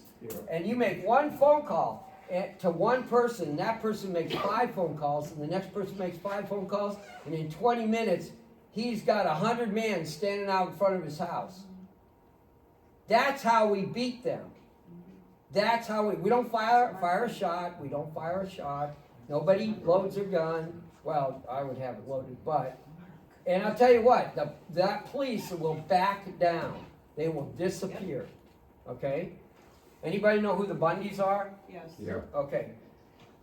Out in Utah, yeah, I think it was Utah. Oregon. No, Oregon was the BLM debacle. I'm talking about at his ranch. Yeah, that was Okay. Eastern Oregon too. No, I thought it was Utah, Nevada. Well, anyway, it's one of But those anyhow, things. Out west. he was ranging on government property, okay? Now, first of all, government aren't allowed, in the Constitution, government isn't allowed to hold property. They're not allowed to hold land. And he Say had it a- one more time, the government is not allowed to hold land. But Just they have all the understand that. national parks. They stole it all. Yeah, they're not even allowed to have, see, Teddy Roosevelt If did you that. go to a national park and try to pay with cash money, You cannot. you cannot. Yeah. It takes a credit card or a debit card. Yeah. So, he stood his ground on, and a bunch of people from all over the United States came to his ranch. And they had the ATF there, they had the FBI there, DEA there, I mean, and they were all armed, they had snipers. They had 3 snipers on Bundy, old man Bundy. Didn't he get shot? Yeah, how many of them? Nobody got shot. And I think it lasted 3 days. And then the FBI and all, they finally got the orders to pull out. Because they didn't want another Ruby Ridge and they didn't want another Waco. Okay? Because things were making them look bad. Okay, back to the sheriff. The sheriff has the right to convene a grand jury, not the prosecutor. That's all done under the Buck Act. In 1950, they instituted a law called the Buck Act, and they took all the powers away from the sheriff and gave them to the prosecutor, the county prosecutor. So is a what? A bar Yeah, attorney. a bar attorney, okay? Not a lawyer. Under the right to air your grievances, you have the right to go to a sheriff and say to the sheriff, I have been violated. I have been harmed. I have been trespassed on. Here's my affidavit of truth. Under the Fifth Amendment. Under the Fifth Amendment. And he convenes a grand jury of 25 people. And they go through the evidence, independent of the court. Articles, This grand jury are Amendment outside of 7, Amendment 7, which is the right to form a common law grand jury, that's a people's court. That is totally exclusive of the judiciary operation. Totally separate. It's the people's court. That's what makes it so powerful. So they evaluate the evidence. They have the right to investigate. They have the right to summons the sheriff to go get evidence. They have the right to go and go interview people. As long as they what? Do not violate someone's unalienable rights. Right. So grand jury has to make sure they're not gonna violate someone's That rights. they're not going to trespass on anybody's rights. Does it have to be the sheriff that calls the grand jury or convenes the grand jury? No, but if they know that you're open to receiving, okay, and then the people of the community will then approach you, okay, and you can help them by saying, well, you need an affidavit, and you can help them draft an affidavit. But Okay? see, if we get Or our committee come of to the safety, committee of safety, we have and a the committee of judiciary safety committee. helps them draft that. right, Dave? We got a judiciary committee, right? They're Right. the ones that are educating jurors so that people understand the Now, law. you're gonna convene your grand jury from these guys. You're gonna convene the grand jury for the committee of safety, okay? Why are you gonna convene the grand jury for the committee of safety? Because when you join the committee of safety, you become electors. Electors. You're no longer voters. You know what voters are? Slaves. Voters are slaves. Electors are free men and women on the land. The electoral college that you hear about during the presidential election is fraud. Why is it fraud? Because they have public officials as electors. Public officials aren't allowed to be electors. If you have somebody from your committee of safety that wants to run for office, he has to remove himself from the committee of safety and he can no longer be an elector. That's the rules. That's how it works. Okay? And the law is very simple, like we said, do no harm, right? And Terry's job and Scott's job, should they be sheriff, are to protect all of us from the government, from their codes and statutes, from their policy enforcers, from their income profit-making schemes. Right. That's their job. So they have to be willing to stand, because it's not going to be easy to be a sheriff right now, because we're at that precipice, right? We need strong men and women that can stand. If he decides to be in the republic, okay, he has to take an oath of office to the republic. They're going to want him to swear an oath of office to what? The corporation. Okay? So, what's the maximum law? First in time, first in line. Okay? Aren't we didn't the corporate go bankrupt? And so after this is all kind of done with the military operations or whatnot, isn't it gonna free up our sheriffs to be able to do more of what they were Okay, meant to this is do? what's going to happen. And I don't want to bring doom and gloom in this room, but that's, if you're in the corporation and you violated anybody's unalienable rights, you're going to jail. Okay? I don't care if you're a sheriff, you're a deputy, a prosecutor, an attorney. They're going to go through their judge. They're going to go through their records. They're going to go through the court docket. And when they see they've been violated, and I hope to God they start with a family court. Yes. Okay? That they start with the family court, and those bastards should be hung immediately. Yep. Okay? No ifs, ands, buts. They're just off to the oak trees. And if it's my way, they get hung from the highest oak tree and they're left there. So just for the record, if it's my way, which is God's way, we will show them grace and mercy. We will. I'm serious. We will give them the opportunity to repent, to confess to their crimes, and to never take another office of public trust again, and let them get right with God. We don't need to And then when punish they violate it again, then. No. You're missing the whole point.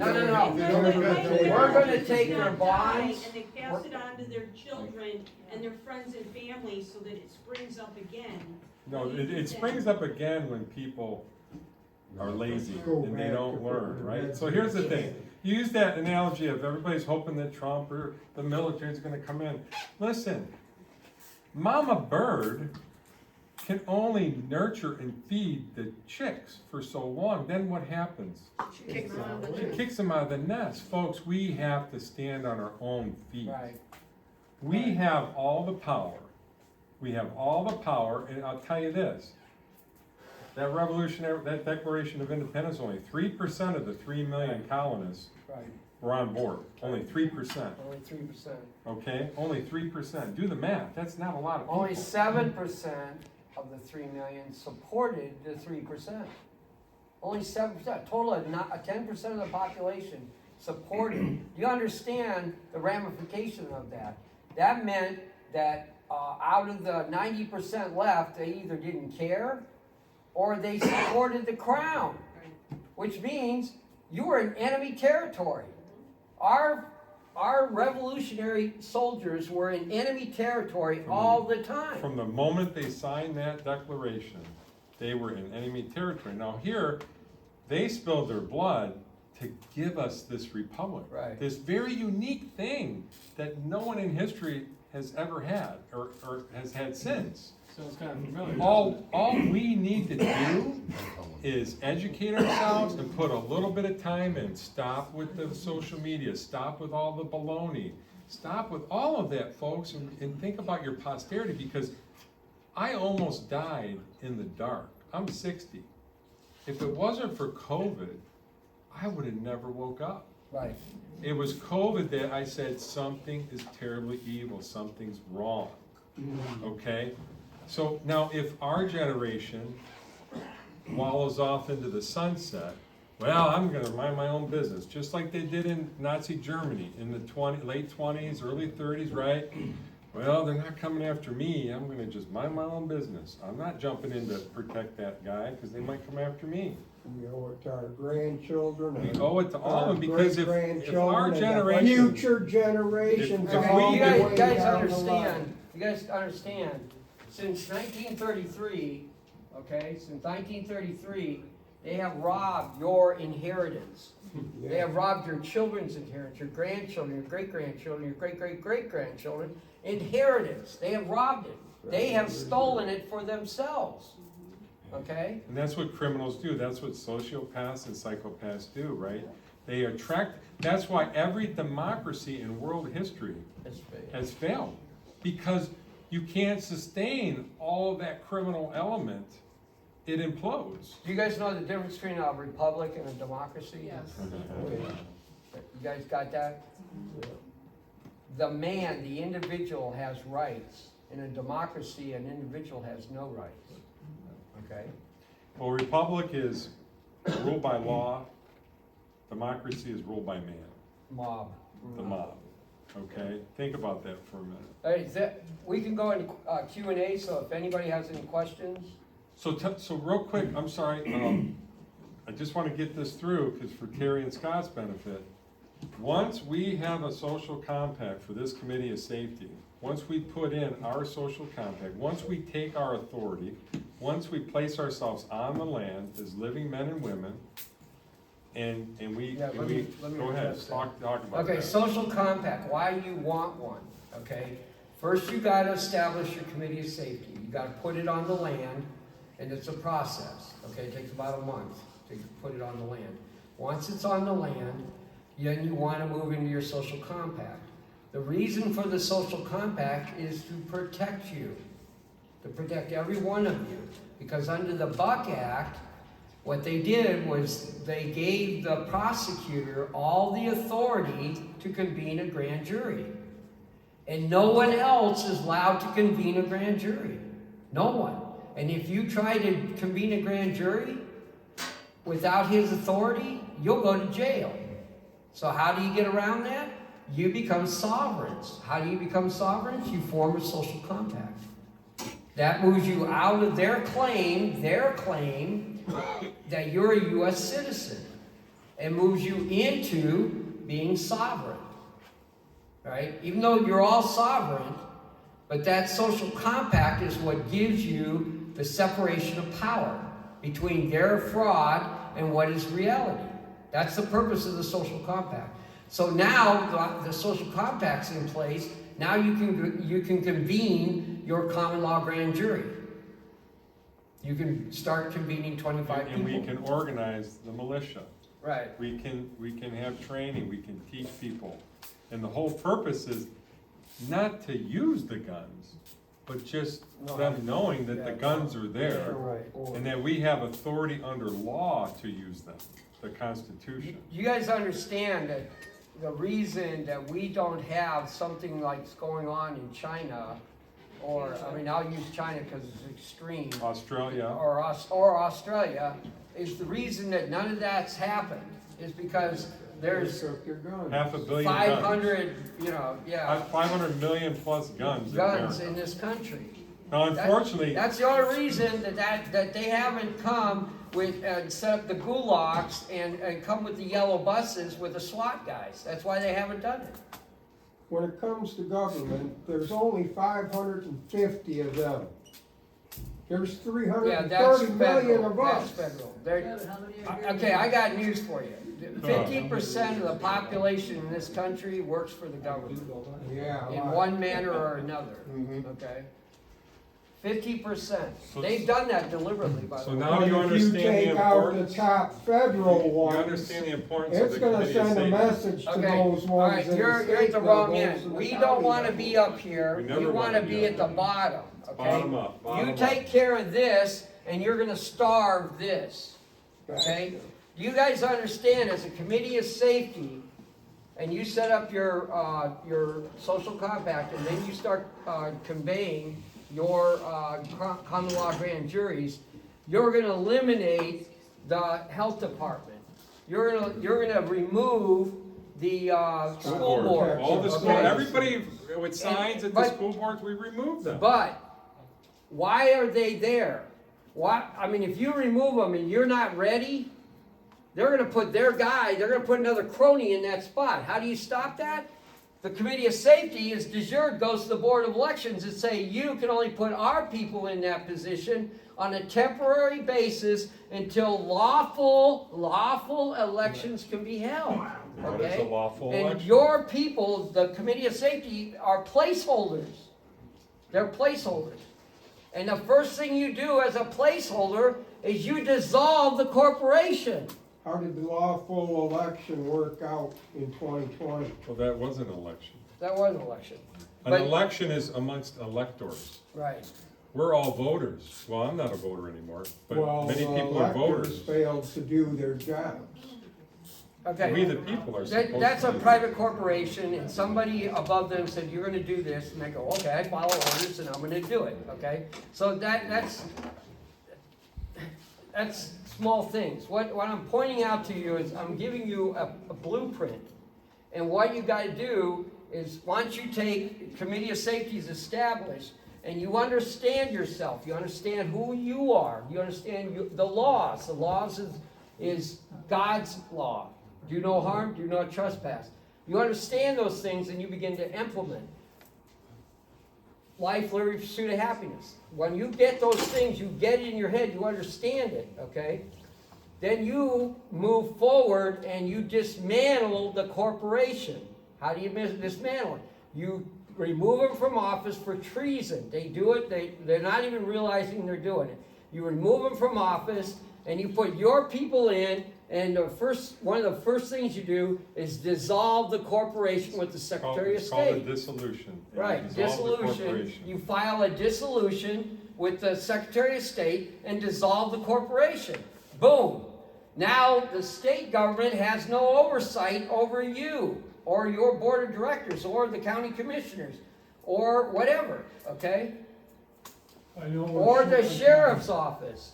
I know we're short on time, but if you can, real quickly, these committee of safety seem to be an integral component.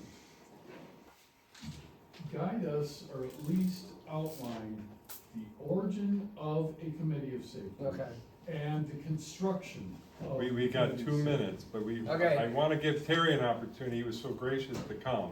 I want him to give his comments. I'd like to know, we talked about it, Mike, the origin of the county, Okay. commission of safety. That- It came from Frankfurt, Britain. No, hang on, I got it.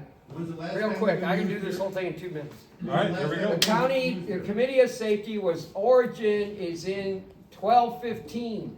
Yeah. there you go. 1215, creation of Magna Carta. Yep. Our founding fathers were Englishmen. The English brought their law into this country. Their law included common law. It included the grand jury. It included the Magna Carta. It included all of the things that our founding fathers put into the Bill of Rights. Okay? You understand that Paul Revere rode the midnight ride to warn the countrymen in Lexington and Concord. He had a pass issued by Samuel Adams, who was the moderator for the Boston Committee of Safety. That's how powerful that position was. The British had to let him through because the Committee of Safety gave him permission.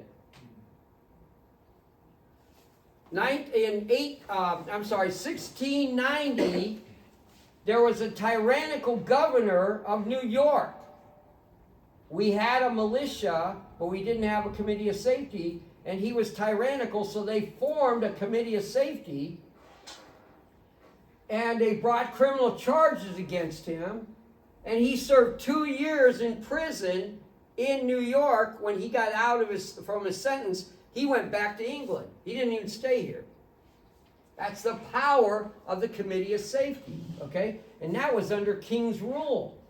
The king was very much in place in 1690. We were still part of England. Yeah. I got a question. How many members of the Committee of Safety does it take? Does it go by population of what a county is? Okay, you want to start a Committee of Safety in any one of these counties? 3 to 5 people, and I'll start you. I'll get you off the ground, I'll get you That was my running. next question. How do we start one tonight? We gotta move to a if different you guys venue. if you guys had your paperwork here, we could have you guys sign your paperwork and then vote in your officers, and you'd have a Committee of Safety already established right here tonight. When I was exploring the NLA website, it was discussing how, if you wanna become somebody on a Committee of Safety, there's education that you should be focused and that you should go through before signing on that document. So is that a thing? Like, is there certain You need to education that understand we the need to become Constitution. one of these people? That's a great idea, and when you guys get over 25, 30 people in your Committee of Safety, you can create a chair of education, and you can, or a sub-chair, and create a department or a chair of introduction to the Committee of Safety. We have a PowerPoint that we would play every night before we start our assembly meeting, and which gave them the introductory information on what an assembly was, what the purpose of the assembly was, and where it came from and all that. We did that for a half-hour PowerPoint presentation. But the problem we have right now is the patient's bleeding to death. Right. And I know how to make a tourniquet. I didn't go to medical school, right? But I know how to make a tourniquet. So what he's saying is, I'm gonna give you your answer, okay? You guys all ready to hear this? This is paramount. You guys get this, all right? You ready? You gotta walk in faith. You gotta walk in faith. God only lights the first footstep in front of you. He does not show you how to get out to the expressway. He shows you how to take one step, and then he lights the next step. You gotta have faith into believing that this is right. It resonates in your heart. It resonates right here, and this is the truth to move forward, okay? If you feel that, then you need to get involved, okay? Because we need all of you. I can't do this by myself. Michael can't do this by himself. We can't. I've been doing this for 35 years. I can't do it. It's impossible. But if all of you guys come together in the love of God, you can make this happen, okay? Trump did his part. He revealed and woke people up. Now we have to take action. It's all up to us. It really is. Actually not, but. You know, so what I propose, everybody signed in, right? Did everybody sign your contact information? She's got a question. Yeah, hold on one quick second. She's gonna come in any minute and kick us out. So, we'll connect with everybody and just find out if you wanna join the Committee of Safety or not, and we'll just start it. I have one more question. Yeah. Well, she Who was first. who had a question? Go ahead, yeah. I actually had a question for Terry. That's from the I see NLA. that one of, I don't know, it's more than half or almost half of 83 counties have become Second Amendment sanctuary counties. Where do Macomb County sit? We are Second Amendment sanctuary county. I was the only politician who spoke on it at the time. I was a rep.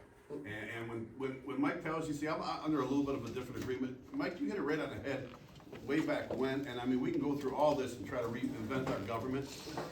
If we don't have Christians that are gonna be in our government, if we don't vet our politicians, and we don't have people that are of our faith. I said this way back when I ran for sheriff the first time. We talk all this, a good game about being Christians and God, if we're not gonna be on the same side ever if we don't have good Christians running our government. We're not sending evangelists there, we're not preaching to our politicians. So if these people are not of God and of this world, of course, we're not gonna have a perfect world. We're in a fallen creation right now. But to say that, if it has to go to that, But basically what you're talking about is blowing everything up and restarting. No, Returning. Returning to, well, I don't, a committee of safety That's not, has not been that's used not since the when? point. The thing is, everything is in place. We're not recreating the wheel. We're not let me say that again. We are not recreating the wheel. We are taking the laws that our founding fathers gave us and we're bringing them forward. That's all we're doing. You either abide by law or you don't. Codes and statutes and all this corporate fiction of law is not really law, folks. If it's not inherent in the Constitution, Right. then it's not lawful. But then we have to stand for the law. If you talk like that, what you just said, if you talk like that, they're gonna come after you and put you in a box. I swear to God, they will. The Patriot Act gives them the right to do that.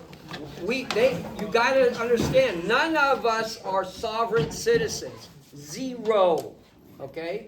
Don't use that The worst word. thing that ever happened, gave the government all of. By the way, we world got some extra time. If anyone wants to stay, we a can. way to spy on the citizens, it's horrible.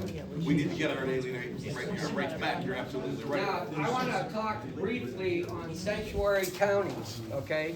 I don't know about here in I can Michigan. explain that. It cuts off funding if they violate your Second Amendment according to how they. Oh, okay. Well, in Ohio, many counties got their county commissioners to do documents to say that they're a sanctuary county.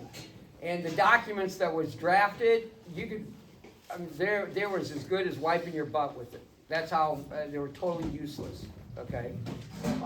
So I just wanted to make that remark, because a lot of these county commissioners got lawyers and drafted the document, and they were totally useless. And people that tried to get it, I mean, good intentions, but they didn't understand the law, and they got snookered. They got snookered. Well, like I told Mike, I would love to